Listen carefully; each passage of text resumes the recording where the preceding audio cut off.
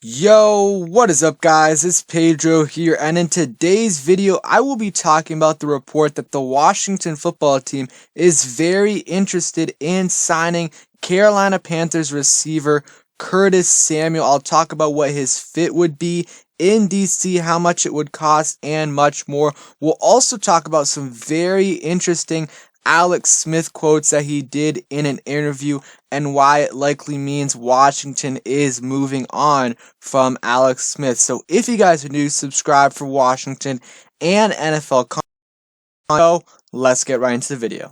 So Washington and Curtis Samuel have been linked for a while now. The last few weeks, there's been some reports about Washington being interested in targeting Curtis Samuel in free agency, and now there is another report that came out yesterday from Albert Breer, and I will read it to you guys right now. So Panthers free agent wide receiver Curtis Samuel is a name to watch for the Washington football team. Samuel played for Washington coach Ron Rivera and offensive coordinator Scott Turner in Carolina, and brings a sort of positionless flexibility to an offense that Turner sought. And Gibson is a great example of that. And a nice benefit here, McLaurin and Curtis Samuel have known each other since high school, with both being part of Ohio State's 2014 recruiting class. They've played together for 3 years at Ohio State, and they are a really good fit for each other in this wide receiver room. So I really like the fit here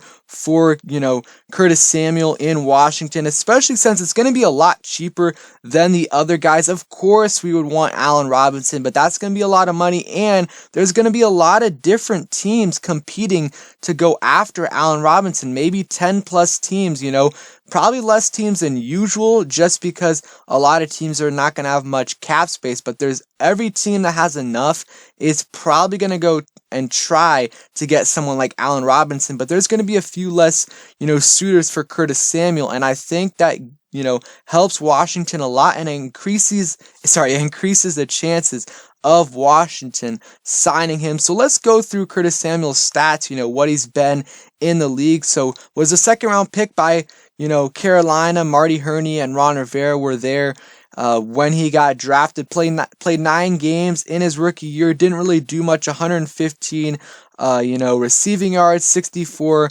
rushing yards. 2018 did a lot more, 500 yards, 5 touchdowns, and then took a big step in 2019 with Scott Turner, 630 yards, 6 touchdowns, and also ran for over 130 yards and 7 yards per carry. And then 2020 had his best year, 15 games, 850 yards, 11.1 yards per catch, 3 touchdowns, and also had 200 rushing yards and 2 touchdowns. So had over 1,000 yards of offense. Is just super versatile, and that is something that Scott Turner, Ron Rivera, they absolutely love that. A bunch of players on the Washington football team have that, positional versatility. You got Antonio Gibson, who played running back and receiver in college. Same thing with J.D. McKissick. And then, Logan Thomas played quarterback and tight end. Obviously doesn't do that right now for us, but sometimes does do that quarterback sneak. A lot of our guards like left guard, right guard, and some of them even center, like Keith Ismail. So they like versatility, and Curtis Samuel brings that, brings a lot of that. He can play a little bit of running back. You saw what he did this year, over 40 rushing attempts this year. He was a lot more efficient in 2019 with Scott Turner. He did get less rushing yards, but he got about 6.8 yards per carry versus about 4.9 yards per carry with, this past coaching staff in Carolina. So it is a good fit here in Washington. We do need another outside receiver, but we also do need an upgrade at our slot position, and Curtis Samuel is more of a slot guy, but he can line up on the outside occasionally. Like I said, 850 yards, 3 touchdowns. He's a speed demon, really good fit for us in Washington, and I would love to sign him. Not going to be too pricey. He's not going to be very cheap either. He's going to be somewhere in that middle, which is good. Probably, it's probably going to be like $10-ish million a year.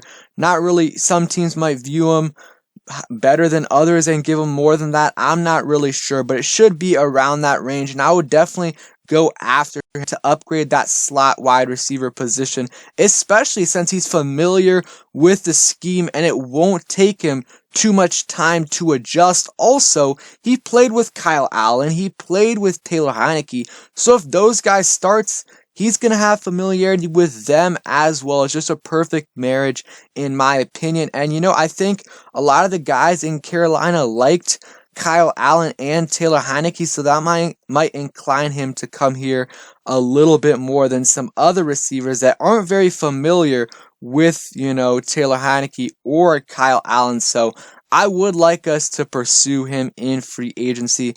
So now let's get into the Alex Smith interview. So this was pretty interesting by Alex Smith. He's done a lot of interviews lately, but this one he was a little bit aggressive when it came to some comments, which might, led me to believe that maybe the writing's on the wall that we're probably gonna release him if we can't restructure or if he doesn't retire. So let me read this right here. So it was an interview, and he said, so there was a very small group of people that actually thought that I could do this. I think the rest of the world either doubted me or they patronized me. Yeah, that's really nice that you're trying. When I decided to come back, I definitely threw a wrench in the team's plan. They didn't see it, didn't want me there, and didn't want me to be a part of it. Didn't want me to be on the team, the roster, didn't want to give me a chance. Mind you, it was a whole new regime they came in, and I'm the leftovers, and I'm hurt, and I'm the ability. Heck no, they didn't want me there. At that point, as you can imagine, everything I've been through, I couldn't have cared less about that. So those are some really interesting comments, and it seems like Washington didn't come back like he did. And let's be fair, I don't think anyone besides maybe Alex Smith thought this. So I think most coaching staffs in the NFL would have done the exact same thing. And, they did give him a chance. They let him come into training camp, let him, compete, put him on the PUP list initially, took him off, and he made the active roster. So I think he probably at the time was a little upset because he thought he was ready to play, and they were kind of holding him back for a few weeks before they actually let him, battle it out and get some playing time in training camp. And maybe he thinks that if he would have gotten a lot more time in training camp, he would have done a lot better this season. I don't know. It seems like he's a little bit upset, but at the same time, you can't really blame him. He's competitive, and he probably thought he was good to go, but it is pretty telling because I don't think he would be making these comments if he thought he was coming back, because those are pretty direct comments, at the head coach probably and some other guys there. So I don't think he would be doing that if he was coming back. So, if we do release him or he retires, we're going to clear up a lot of cap space, about $14 million in cap space. So we're going to see how this all plays out, but a very, very interesting, interview that he did. He's done a lot lately. So yeah, let me know what you guys think about the Alex Smith interview.